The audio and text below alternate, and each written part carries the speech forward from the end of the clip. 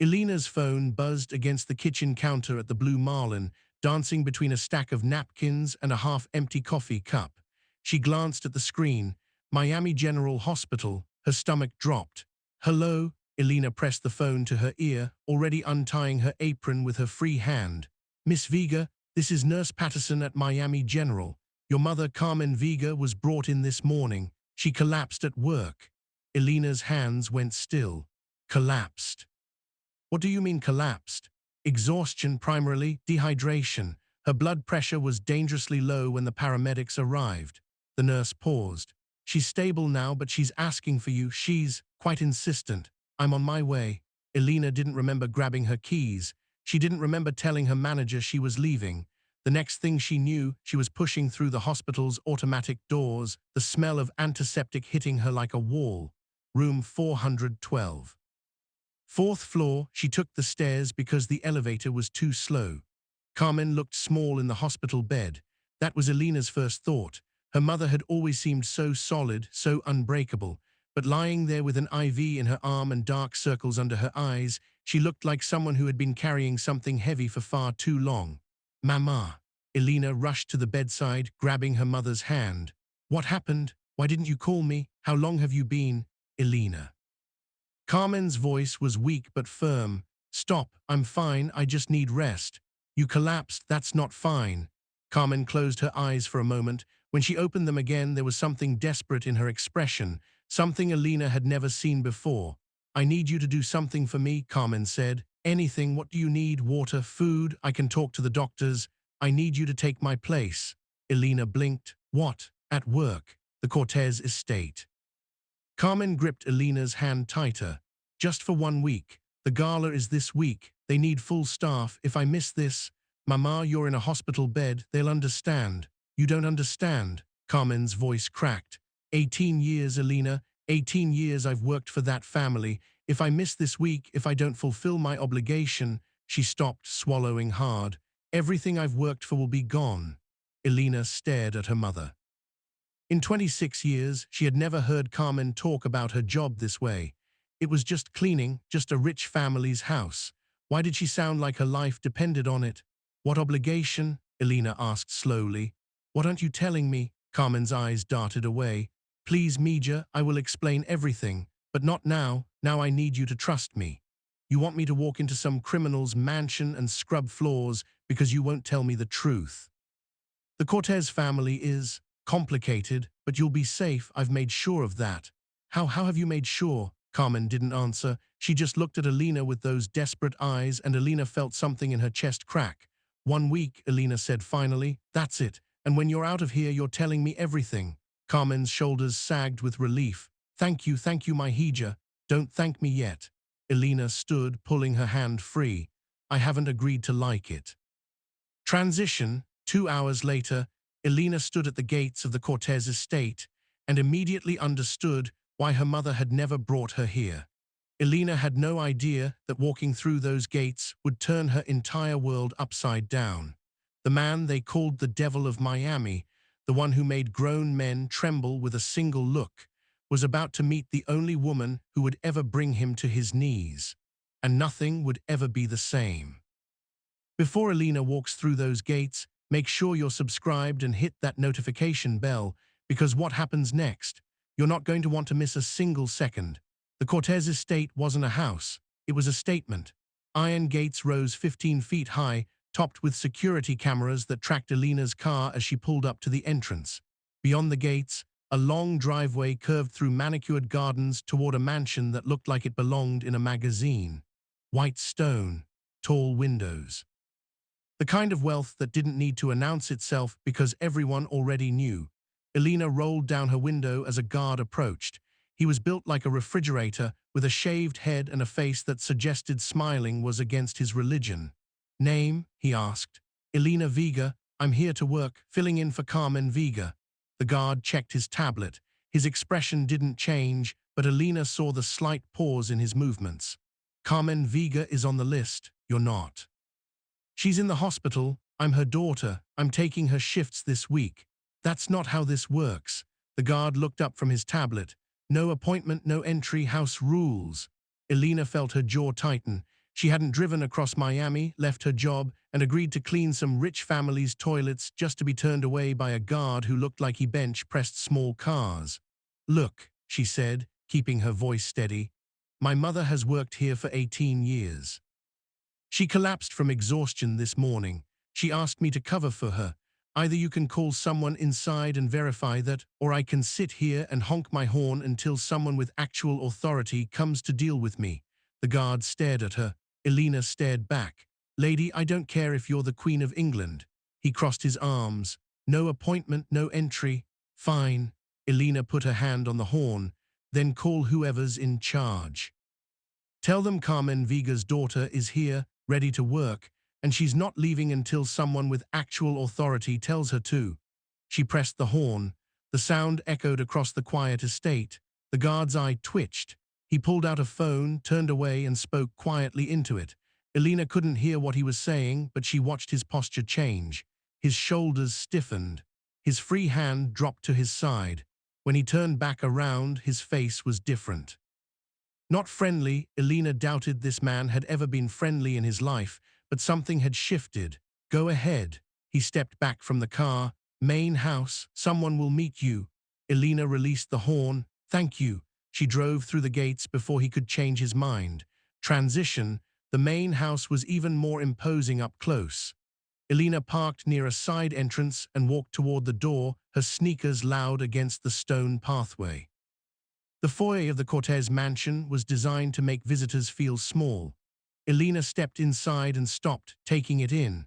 Marble floors polished to a mirror shine. A chandelier that probably cost more than her apartment building. Artwork on the walls that she was afraid to look at too closely because it was definitely worth millions. The air smelled like fresh flowers and old money. "Miss Viga." Elena turned. A woman stood at the base of a curved staircase, hands clasped in front of her. She was maybe 60, with silver-streaked hair pulled back in a severe bun and a face that gave away nothing. "I'm Maggie Stone, head of household." The woman's voice was crisp, professional. "Your mother called ahead." She explained the situation. "She did." Elena felt a flash of irritation. Of course Carmen had already arranged everything. Of course she'd known Elena would say yes. "You'll find your duties on the schedule in the staff quarters. Working hours, meal times, restricted areas. Everything you need to know is documented." Maggie reached into her pocket and pulled out a folded grey dress with a white apron. "Here is your uniform." Elena looked at the uniform. It was exactly what she'd imagined when Carmen had mentioned the staff. Grey fabric, stiff collar, the kind of thing designed to make the person wearing it invisible. She didn't take it. "I'm not wearing that," Elena said. Maggie's eyebrow lifted. It was a small movement, barely perceptible, but Elena caught it. "Excuse me, I'll work, I'll clean, I'll do whatever's on your schedule." Elena kept her voice calm but firm. "But I'm not putting on a costume so people can pretend I'm invisible. I'll wear my own clothes." Maggie studied her for a long moment. Elena had the uncomfortable feeling of being assessed, measured, and categorized in real time. "The uniform has been standard for 30 years, Maggie said. "Then I'll be the first exception. That's not my decision to make." "Whose decision is it?" Maggie's lips pressed together. For a moment, Elena thought she might actually smile. She didn't. "Follow me," Maggie said.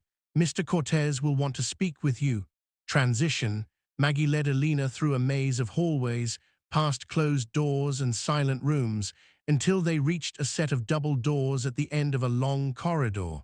The study was dark. Not pitch black, light filtered through heavy curtains, and a lamp glowed on a massive desk, but dark enough that Elena had to pause in the doorway while her eyes adjusted. Maggie stepped aside. "Miss Viga, sir, Carmen's daughter. Leave us." The voice came from somewhere near the window, low, controlled, the kind of voice that didn't need to be loud because everyone leaned in to hear it anyway. Maggie nodded once and closed the doors behind her. Elena was alone. She still couldn't see him clearly. Just a silhouette against the curtained window, tall and broad-shouldered. He didn't move, didn't turn around, just stood there letting the silence stretch. Elena refused to speak first. If he wanted to play games, she could play too. 30 seconds passed. Then 60. Finally, he turned. Dominic Cortez stepped into the lamplight, and Elena felt her breath catch in her throat. He was tall, taller than she'd expected. Dark hair pushed back from a face that looked like it had been carved from stone, sharp jaw, straight nose, and eyes that were grey like storm clouds, cold and assessing as they swept over her from head to toe. He was beautiful, he was terrifying, and Alina's heart was hammering so hard she was sure he could hear it. "You refused the uniform," he said, not a question. Alina swallowed. "I did. Everyone wears the uniform. It's been the standard for 30 years. So I've heard." Dominic moved closer. His footsteps were silent on the thick carpet, and Alina had to fight the urge to step back. He stopped a few feet away, close enough that she could smell his cologne, something dark and expensive, and see the small scar above his right eyebrow. "Your mother has worked for my family for 18 years, he said. "She has never once broken protocol, never complained, never asked for special treatment." His eyes narrowed slightly. "You've been here 5 minutes, and you're already making demands." "I'm not making demands, I'm stating conditions." "Is there a difference?" "Yes, a demand is asking for something unreasonable. A condition is establishing terms for an agreement." Alina forced herself to meet his gaze. "I'm here to help my mother. I'll work hard, and I'll do the job right, but I won't pretend to be less than I am so your guests feel more comfortable." Something flickered in Dominic's expression. Alina couldn't identify it. Annoyance, surprise, interest. "What exactly are your conditions?" he asked. "No uniform, I'll dress professionally but in my own clothes. Double the standard pay since I'm covering a full week on no notice. And I'll do things my way. If the result is the same, it shouldn't matter how I get there." Dominic was silent for a long moment. His eyes never left hers, and Alina felt like she was being X-rayed. Like he could see every thought in her head, every fear she was trying to hide. "You're either very brave or very stupid," he said finally. "I've been told it's hard to tell the difference." The corner of his mouth twitched. It wasn't quite a smile, but it was close. "Double pay, no uniform, your methods." He paused. "But if anything is less than perfect, you answer directly to me, not Maggie, not the other staff, me." "Understood." Elena's heart was still pounding, but she kept her voice steady. "Understood. Good." Dominic turned away, walking back toward his desk. The conversation was clearly over. "Maggie will show you to the staff quarters. The schedule starts tomorrow at 6. Elena turned toward the door. Her hand was on the handle when his voice stopped her. "Miss Vega." She looked back. Dominic was watching her from across the room, his expression unreadable. The lamplight caught his grey eyes and made them gleam. "Your mother speaks highly of you," he said. "Don't make her a liar." Elena felt a chill run down her spine. Whether it was fear or something else entirely, she couldn't say. "I don't need your approval, Mr. Cortez. I just need you to keep your word." She walked out before he could respond. Transition. The rest of the day passed in a blur. Maggie gave Elena a tour of the estate, explained the rules, and showed her to a small room in the staff quarters. By evening, Elena was exhausted, but sleep wouldn't come. The next morning, Elena was arranging flowers in the main sitting room when she heard the front door open. She didn't think much of it at first. Staff members had been coming and going all morning, preparing for some event later in the week, probably another delivery. Then she heard the heels. Click, click, click. Sharp and deliberate against the marble floor, each step announcing its owner's presence like a warning shot. Elena looked up. The woman walking through the foyer was stunning. Blonde hair perfectly styled, designer dress that probably cost more than Elena's car, a face that belonged on magazine covers, all high cheekbones and full lips and expertly applied makeup. She moved like someone who owned every room she walked into. Her eyes swept across the foyer, dismissing the artwork, the staff, everything, until they landed on Elena. The woman stopped. "You're new." It wasn't a question. Her voice was smooth, cultured, and sharp enough to cut glass. Elena straightened. "I'm filling in for Carmen Vega. She's unwell." "Carmen." The woman's lips curved into something that wasn't quite a smile. "Yes, I know Carmen, sweet woman, very dedicated." She said dedicated like it was an insult. "And you are?" Elena asked. The woman laughed. It was a pretty sound, completely devoid of warmth. "You don't know who I am? Should I?" Something flashed in the woman's eyes. Annoyance quickly hidden. "Victoria Ashford, Dominic and I are..." Well, she examined her manicure. We were engaged, we will be again.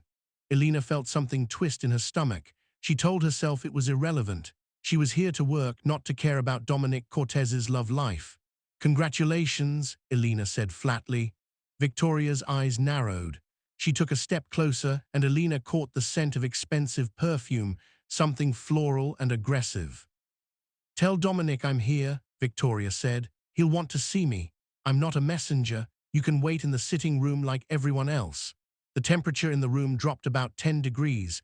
Victoria stared at Elena like she was something unpleasant stuck to her designer shoe. For a long moment, neither of them moved. Then Victoria smiled. It was the kind of smile that made Elena want to check for knives. You know, Victoria said softly, I've been coming to this house for 4 years. I've watched staff come and go. The ones who survive are the ones who know their place. She leaned closer. Learn yours quickly. She turned and walked toward the sitting room, heels clicking against the marble like a countdown.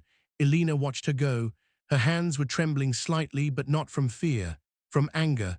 Transition. That night, long after the house had gone quiet, someone else was watching. The security room was buried in the basement of the mansion, accessible only by a key card that fewer than 5 people possessed. Dominic sat alone in front of the monitors. 12 screens showed different angles of the estate, the gates, the gardens, the main hallways, the kitchen.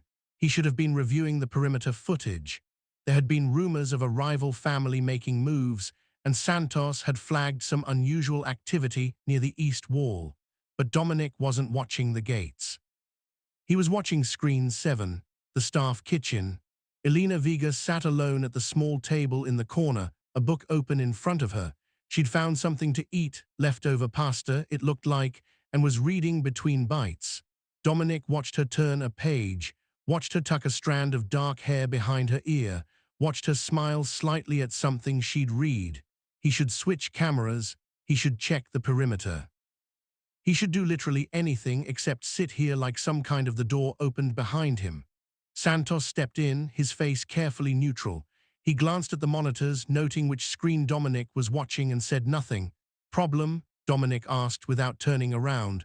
No, sir, just checking if you needed anything. I don't, Santos nodded. He stood there for another moment, not leaving. Santos, sir, get out. Yes, sir. The door closed. Dominic was alone again. On screen 7, Elena laughed at something in her book. It was a small laugh, quiet and genuine, the kind of laugh that belonged to someone who didn't know they were being watched. Dominic had built an empire on control, every decision calculated, every emotion contained. He had learned after Raphael died that feelings were liabilities, that caring about anything, anyone, was just giving your enemies ammunition. For 7 years he had felt nothing, wanted nothing. Let no one close enough to matter. But as he watched Elena Vega laugh quietly at her book alone, unguarded, completely unaware of his attention, he felt something stir in his chest. Something he hadn't felt in a very long time. Something dangerous. Something that, if he was smart, he would crush before it destroyed everything. The only problem, he wasn't sure he wanted to. Dominic reached for the control panel. His finger hovered over the button that would switch the camera, move on, let this go. He didn't press it.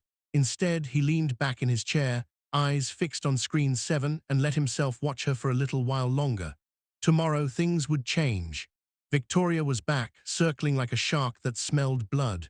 The gala was 5 days away, and tensions were already rising. And Elena Vega, this impossible woman who had walked into his house and refused to bend, was going to be right in the middle of all of it. Dominic didn't know what was coming. But for the first time in 7 years, he found himself looking forward to finding out. The next morning, everything changed. The next morning, Elena was arranging fresh flowers in the main sitting room when she heard the footsteps again. Click, click, click. Victoria Ashford swept into the room like she owned it. Today she wore cream silk, her blonde hair loose around her shoulders, a smile on her face that didn't reach her eyes. Good morning.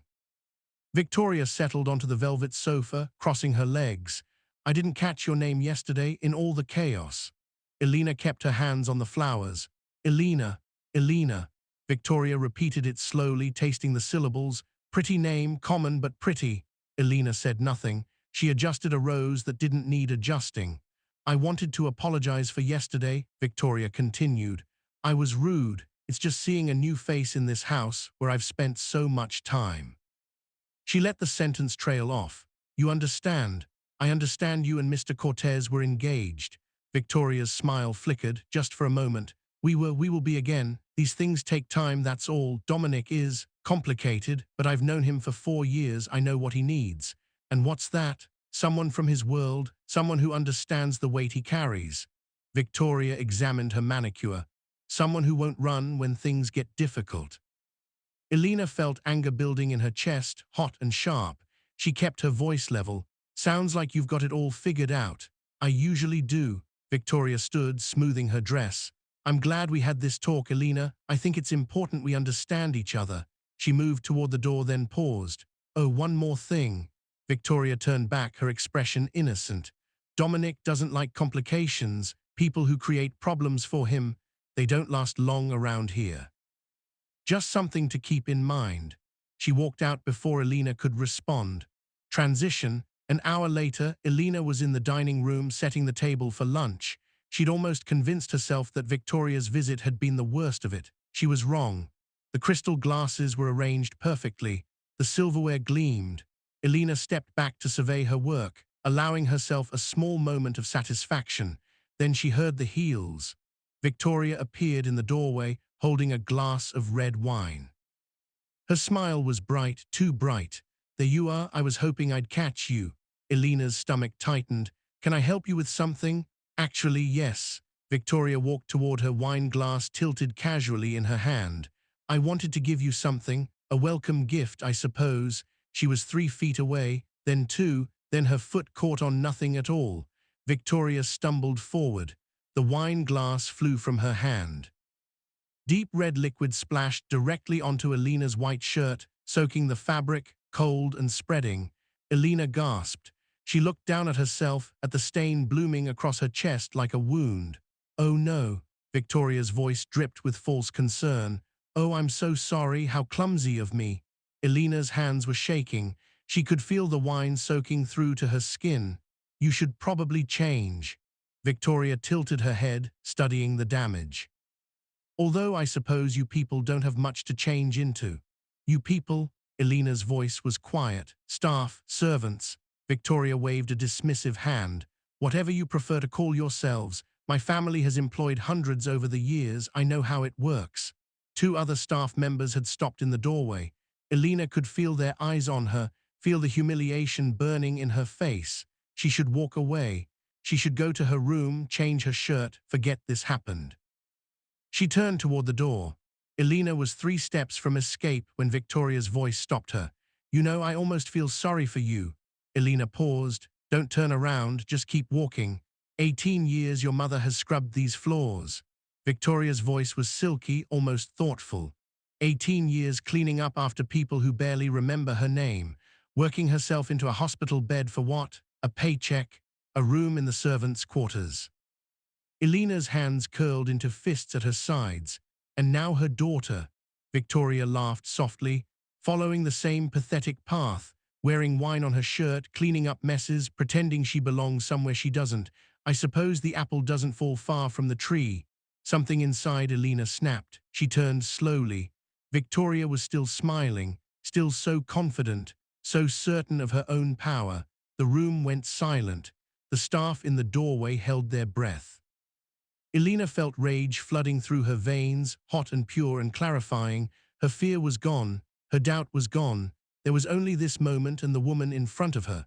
Elena crossed the room in 3 steps, her hand connected with Victoria's face. Hard, the sound echoed off the walls like a gunshot. Victoria staggered backward, her hand flying to her cheek. Her eyes went wide with shock. For one perfect moment she was speechless. Elena's palms strung. She didn't care. You can say whatever you want about me. Elena's voice was low and steady, each word precise. My clothes, my background, my future, I don't care. She stepped closer. Victoria stepped back. But if you ever speak about my mother like that again, a slap will be the kindest thing you receive. Victoria's shock transformed into fury. Her cheek was already reddening, the outline of Alina's hand visible against her perfect skin. "You," Victoria's voice came out strangled. "Do you have any idea what you've just done?" "I know exactly what I've done." "Dominic," Victoria screamed the name like a weapon. "Dominic." Dominic appeared in the doorway within seconds. His face was unreadable, his grey eyes taking in the scene, Victoria with her hand pressed to her face, Alina standing defiant, wine staining her shirt. He already knew. Alina realized it immediately. He'd been watching, or listening, or both. "Did you see what she did?" Victoria pointed at Alina, her voice shaking with rage. "She assaulted me, in your house, I want her gone now tonight." Dominic said nothing. He looked at Victoria, then at Alina, the silence stretched. "Well," Victoria demanded, "are you going to do something or are you just going to stand there?" Dominic walked forward. He stopped between the two women, his back to Alina, facing Victoria. "What did you say to her?" His voice was quiet, dangerously quiet. "What?" "I didn't. She attacked me for no reason." "Victoria." Something in his tone made her stop. "I asked you a question. What did you say to her?" Victoria's composure cracked, just slightly. "I was just making conversation. She overreacted." "Is that true?" Dominic turned to Alina. "Is what she said true about your mother?" Alina met his eyes. "Every word." Dominic held her gaze for a long moment. Something passed between them, something Alina couldn't name. Understanding, maybe. Or recognition. He turned back to Victoria. "Santos." Santos appeared in the doorway, silent as always. "Escort Miss Ashford to her car. She's overstayed her welcome." Victoria's face went white. "You're choosing her a maid. I'm choosing not to tolerate poison in my house." Dominic's voice was cold enough to freeze. "Leave now, and Victoria, don't come back. You'll regret this." Victoria's voice trembled with fury. "You'll regret, Santos." Santos took Victoria's arm. She shook him off, gathered what remained of her dignity and walked toward the door. She paused at the threshold, her eyes finding Alina. "This isn't over," Victoria said quietly, "not even close." Then she was gone. Transition, the dining room emptied. The other staff disappeared. Alina stood alone with her wine-stained shirt and her racing heart until the kitchen door burst open. Lucia Cortez exploded into the kitchen where Alina had retreated, her face lit up like Christmas morning. "Oh my God," Lucia grabbed Alina's hands. "Oh my God, you actually slapped her, you actually did it." Alina blinked. "I what?" "Victoria Ashford, the Victoria Ashford. You know you're the first person to ever slap her, like ever." Lucia was practically bouncing. "I've wanted to do that for 3 years, 3 years." Alina felt a laugh bubbling up despite everything. "I think I just got myself killed." "Are you kidding?" Lucia's eyes were shining. "My brother just kicked her out. He's never done that, not once in 4 years. Do you understand what that means? That he felt sorry for the help?" "No." Lucia gripped her hands tighter. "It means he likes you, and Dominic doesn't like anyone. Believe me, I'm his sister, I would know." Alina didn't know what to say. She felt overwhelmed by the adrenaline fading from her system, by this strange girl's enthusiasm, by everything that had happened since she walked through those gates. "I'm Lucia, by the way." The younger woman finally released her hands. "I know we technically met at dinner, but you were doing the polite staff thing, so it doesn't count. This counts. This is real." "Alina." "I know," Lucia grinned. "Everyone knows. You're the girl who talked back to my brother, refused the uniform, and slapped his ex-fiancée in the same week. You're basically a legend." Alina looked down at her wine-stained shirt and felt exhaustion wash over her. "I'm a mess. The best people are." Lucia's expression softened. "Come on, let me find you something clean to wear. And then you're going to tell me everything, and I mean everything, about the look on Victoria's face when you hit her." Despite everything, Alina smiled. Transition, that night Alina couldn't sleep. At 2 a.m. she found herself wandering the mansion's dark hallways and ended up somewhere she hadn't planned to be. The study door was open. Light spilled into the hallway. Alina should have walked past. Should have gone back to her room, should have done anything except what she did next. She stepped inside. Dominic sat at his desk, a glass of whiskey in his hand, papers scattered in front of him. He looked up when she entered. He didn't look surprised. "Can't sleep?" he asked. "No." Alina hesitated in the doorway. "I can leave, stay." It wasn't an order. It was almost a request. Alina walked further into the room. The study felt different at night, softer somehow, the harsh lines blurred by shadows. She sat in the chair across from his desk. Neither of them spoke for a long moment. "Thank you," Elena said finally. "For what you did today, you didn't have to." Victoria was out of line. "She's been out of line before. Lucia told me you never stopped her." Dominic's jaw tightened. He took a drink of his whiskey, set the glass down carefully. "Things change." "What things?" He looked at her then. Really looked at her. His grey eyes were tired in a way Elena hadn't seen before, not exhausted, worn. "Do you know why they call me the Devil of Miami?" he asked. Elena's heart rate spiked. "I've heard stories." "Stories?" He laughed, but there was no humor in it. "People think I enjoy it, the fear, the reputation. They think I was born for this, the suits, the power, all of it. Weren't you? I was 6 months from finishing law school when my brother died." Dominic's voice was flat, matter of fact, as if he was reciting someone else's history. "Top of my class. I was going to be a prosecutor, fight the system from the inside, make a difference." Elena stayed silent. She could feel the weight of what he was about to say. "Raphael was killed in a deal gone wrong. I was 27 years old, holding my brother while he bled out in a warehouse parking lot." Dominic's hand tightened around his glass. "And the next day I inherited everything he'd built, everything I'd spent my whole life trying to escape." "I'm sorry." The words felt inadequate. Elena said them anyway. 7 years. Dominic looked at her with something raw in his expression. 7 years I've been this person, doing what needs to be done, becoming someone my brother would have hated." He paused. "Someone I hate. Then why do it?" "Because someone has to. Because if I walk away, people I care about get hurt." He set down his glass. "Because I don't know how to be anything else anymore." Elena leaned forward. "That's not true. You don't know me. I know you let me keep my terms when you could have thrown me out. I know you defended me today when you had no reason to. I know you're sitting here at 2 a.m., drinking alone, telling a stranger things you've probably never said out loud." Dominic stared at her. His expression shifted. Surprise, maybe, or something deeper. "Why are you telling me this?" Elena asked softly. "I don't know." His voice was rough. "Maybe because you're the first person in 7 years who looks at me like I'm something other than a monster." The silence that followed was different, charged. Elena felt her breath catching, her pulse quickening. "You're not a monster," she said. "You don't know that. I know enough." The distance between them had somehow shrunk. Elena didn't remember moving. Maybe he had moved. Maybe they both had. Dominic's hand rose slowly, almost hesitantly, a gesture that didn't match the man who commanded rooms with a glance. His fingers hovered near her face, close enough that she could feel the warmth of his skin.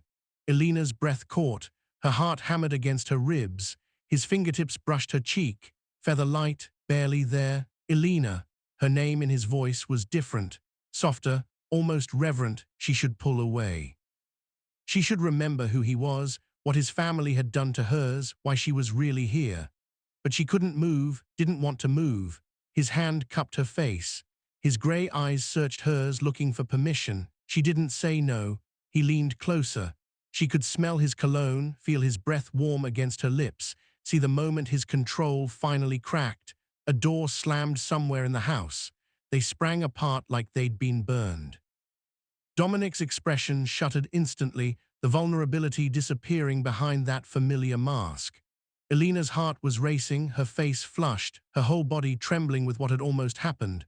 "You should go." His voice was rough. "Get some sleep." "Dominic, go, please." Elena stood on unsteady legs. She walked to the door, paused, looked back.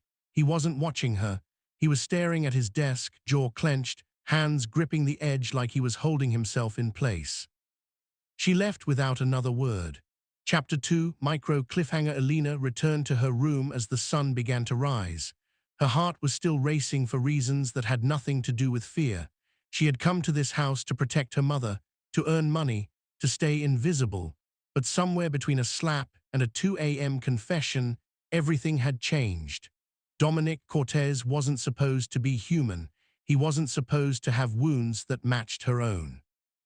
And she definitely wasn't supposed to be thinking about what might have happened if that door hadn't slammed. She pressed her hands to her face, trying to steady herself. Her phone buzzed on the nightstand, a text from the hospital. "Your mother is awake. She's asking to see you. She says it's urgent." Elena's stomach dropped. 3 hours later, sitting in that hospital room, Carmen Vega would tell her daughter the truth about Alejandro, about the theft, about the 18 years of silence, about everything. And when she finished, Elena would realize that the life she thought she knew had never existed at all. The next morning, Elena drove to the hospital. She had no idea that by the time she left, nothing would ever be the same. Elena's phone rang at 7 a.m. Her mother's voice was barely a whisper. "My Hija, please come. There's something I need to tell you, something I should have told you years ago." 40 minutes later, Elena sat in the hard plastic chair beside her mother's hospital bed. Carmen looked smaller than she remembered, fragile in a way that had nothing to do with exhaustion. "Mama." Elena took her mother's hand. "What is it? What's wrong?" Carmen's eyes filled with tears. She gripped Elena's fingers like she was afraid to let go. "Your father," Carmen said. "I need to tell you about your father." Elena felt her heart freeze. For 18 years, Alejandro Vega had been a ghost, a man who walked out when Elena was 8, who chose something else over his family and never looked back. "What about him? He didn't leave us." Carmen's voice cracked. "He didn't abandon us. I told you that because the truth was so much worse." The room seemed to shrink. Elena felt cold spreading through her chest. "What truth?" Carmen took a shaky breath. "Your father made a terrible mistake. He stole from the Cortez family. Money, a lot of money, and when they found out, she couldn't finish. She didn't have to." Elena understood. The realization hit her like a physical blow. 18 years of hatred, 18 years of believing her father had chosen to leave, all of it built on a lie. "They killed him." Elena's voice was flat. "The Cortez family killed my father. I begged them to spare his life." Carmen was crying now, tears streaming down her weathered face. "I begged on my knees. They said no. But they let me live if I worked. 18 years to repay what he took, 18 years of silence." Elena pulled her hand away. She stood up, walked to the window, stared at nothing. "You let me walk into that house." Her voice shook with betrayal. "You let me work for the people who murdered my father. You never said a word. Would you have gone if you knew?" Carmen's voice was pleading. "Would you have helped me finish this? I'm so close, my Hija. 3 more months and the debt is paid. 3 more months and we're free." Elena turned. Her mother looked broken, years of secrets carved into every line of her face. And despite everything, despite the rage and the grief and the devastating sense of betrayal, Elena felt something else underneath it all. Love, complicated, painful love. "You should have told me," Elena said quietly. "I know." Carmen reached for her. "I know, I'm sorry, I thought I was protecting you." Elena didn't take her hand, but she didn't leave either. "The gala is tonight," she said. "I need to go back." "Elena, I'll come see you tomorrow. We'll talk more then." She walked out before her mother could respond. Transition. Elena drove back to the Cortez estate in a daze. The Miami skyline blurred through her windshield, all those gleaming towers, all that money, and somewhere beneath it all, her father's blood. She gripped the steering wheel until her knuckles went white. Everything she thought she knew about her life had just shattered into pieces. Her father hadn't abandoned them. He'd been killed, and her mother had spent 18 years paying for his mistakes in silence, protecting Elena from a truth that would have destroyed her. Elena thought about Dominic, about his confession in the study, about the way he'd talked about becoming someone he hated. Had he known? Did he know who she was? She kept driving toward the estate. She wasn't sure why. Maybe because running away wouldn't change anything. Maybe because she needed to look Dominic in the eye and understand what kind of man he really was. Or maybe because somewhere between a slap and an almost kiss, she'd started to believe he was different. The gates of the Cortez estate appeared ahead. Elena took a breath and drove through. The mansion was chaos when Elena arrived. Staff rushed through hallways carrying flower arrangements. Caterers shouted instructions in the kitchen. The charity gala was tonight, and everyone was preparing for Miami's. Lucia found Elena in the staff corridor, took one look at her face, and pulled her into an empty room. "What happened?" Lucia's voice was soft. "You look like someone died." Elena almost laughed. Someone had died 18 years ago, and she'd just found out. "I can't talk about it." Elena's voice was thick. "Not yet." Lucia studied her for a long moment, then she nodded. "Okay, you don't have to." She squeezed Elena's hand. "But you need to get ready." The gala starts in 4 hours. I'm not going to the gala, I'm staff. No, Lucia shook her head. My brother invited you as a guest. Elena stared at her. What? He asked me this morning before you left. Lucia's expression was knowing. Dominic doesn't invite people to things, Elena. He tolerates their presence or he doesn't. The fact that he asked for you specifically, that means something. Elena felt her heart twist. How could she stand next to him tonight knowing what she knew? How could she look at him without seeing her father's ghost? But how could she walk away without knowing the truth? I don't have anything to wear, she said finally. Lucia grinned. Leave that to me. Transition. 4 hours later, Elena stood in front of the mirror in Lucia's room, wearing a dress she never could have afforded, deep emerald silk that made her skin glow. She barely recognized herself. The ballroom was magnificent. Crystal chandeliers cast golden light over hundreds of guests, politicians, business leaders, old money and new. Music floated from a string quartet in the corner. Champagne sparkled in fluted glasses. Elena descended the staircase slowly, her heart pounding. She felt exposed in a way that had nothing to do with the dress. Then she saw Dominic. He stood near the center of the room, surrounded by people demanding his attention.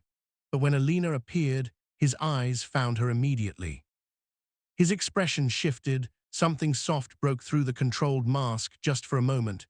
He excused himself and walked toward her. You came. His voice was low, meant only for her. I almost didn't. I'm glad you did. He offered his hand. Dance with me? Elena hesitated. She thought about her father, about 18 years of lies, about all the reasons she should hate this man and everything he represented. She took his hand.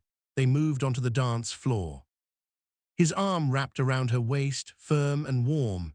She could feel his heartbeat through his jacket, steady, controlled, just like everything else about him. Something's wrong, he said quietly. What happened? Before Elena could answer, a voice cut through the music. Ladies and gentlemen, Elena's blood ran cold. She knew that voice. Victoria Ashford stood at the top of the staircase, wearing red like a warning sign. Her smile was sharp enough to draw blood.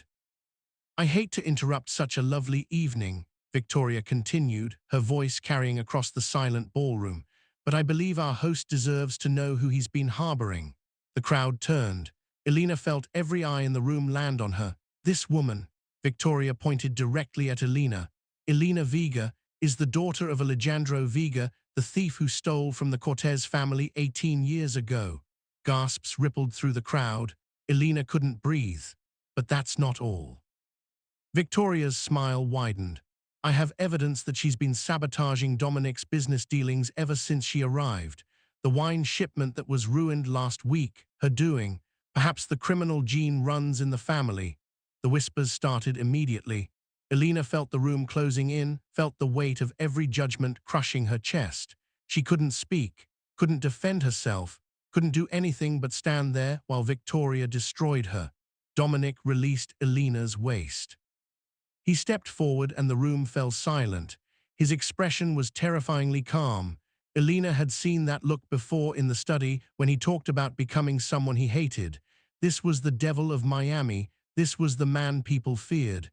Miss Ashford, Dominic's voice was soft, deadly. Thank you for that illuminating accusation.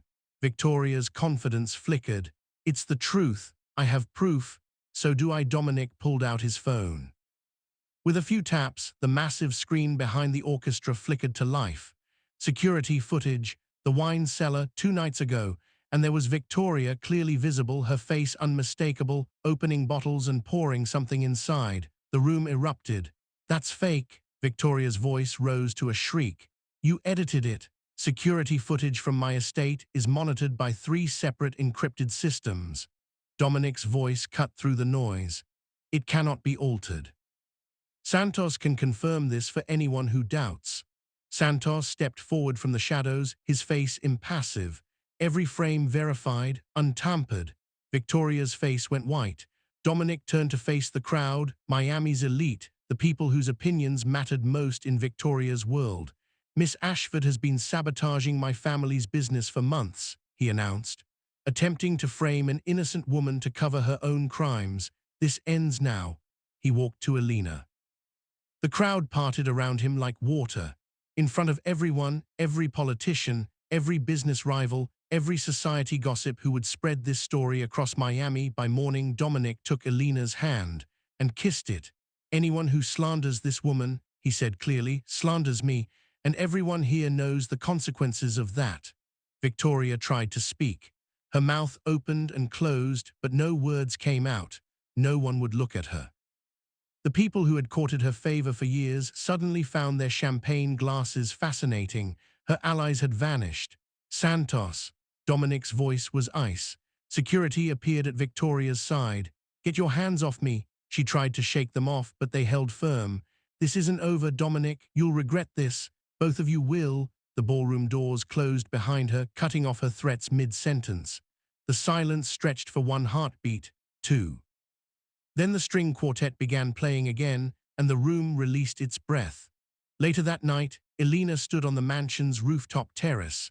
The gala continued below, but up here, the noise faded to a gentle hum. Miami sprawled before her, lights glittering like fallen stars, the ocean a dark ribbon in the distance. She heard footsteps behind her and knew without turning who it was. "I'm sorry." Dominic's voice was quiet. "About your father, I didn't know until tonight." "I swear to you, Elena, I didn't know." She turned. He stood a few feet away, his bow tie loosened, his expression open in a way she'd never seen before. "Would it have mattered?" she asked. "If you'd known?" "Yes," no hesitation, "it would have mattered." Elena studied his face, the sharp lines, the grey eyes that had terrified her when they first met. He didn't look like a monster now. He looked like a man carrying a weight too heavy for one person. "My family destroyed yours," Dominic said. "I can't undo that. I can't bring your father back. But I can promise you this, no one will ever hurt you again, not while I'm breathing." "And what about you?" Elena stepped closer. "What do you want, Dominic?" He was quiet for a long moment. When he spoke, his voice was raw. "I want to be someone you could be proud of, someone who builds instead of destroys." He laughed softly, bitterly. "I want to finish my law degree. I want to prove that Raphael's death didn't kill everything good in me." "Then do it." Elena reached up, touched his face. "Start tomorrow. The Empire will survive without the devil of Miami. You might not." He caught her hand, held it against his cheek. His eyes searched hers. "Stay." The word was barely a whisper. "Not as staff, not as a guest. Stay because I'm asking you to." "Is that an order?" "It's the closest I've ever come to begging." Elena kissed him. She didn't think about it. Didn't weigh the consequences or calculate the risks. She just rose on her toes and pressed her lips to his. For one heartbeat, he froze. Then his arms wrapped around her, and he kissed her back like she was oxygen and he'd been drowning for years. The Miami skyline glittered below them. Music drifted up from the ballroom, and two people who should have been enemies chose something different. When they finally broke apart, Dominic rested his forehead against hers. "This is going to be complicated," he murmured. "I know. People will talk. Let them." He laughed, a real laugh, surprised and warm. Elena realized she'd never heard him laugh before. She decided she wanted to hear it again, for a very long time. Closing narration: 3 months later, Carmen Viga's debt was officially forgiven, 18 years of silence finally over. She moved into a small house near the beach, and every Sunday, Elena brought her flowers and they talked for hours about nothing and everything. Elena opened a support program for domestic violence survivors, funded quietly by the man who had once made her so afraid. She named it after her father, and Dominic Cortez, the devil of Miami, enrolled in night classes to finish his law degree. Some people said he'd gone soft. Those people didn't know him. He hadn't gone soft. He'd found something worth being strong for. But this was just the beginning, because Victoria Ashford wasn't the only enemy watching. Somewhere in the shadows, men with long memories and longer grudges were paying attention. And the truth about Alejandro Viga, the real truth, the one Carmen had never told anyone, went deeper than anyone knew. Final CTA if you want to know what happens next. When Elena discovers the full truth about her father, when Marcus Webb finally catches up to her, and when Dominic has to choose between his empire and the woman he loves. Make sure you're subscribed and you've hit that notification bell. Trust me, you're going to want to see this.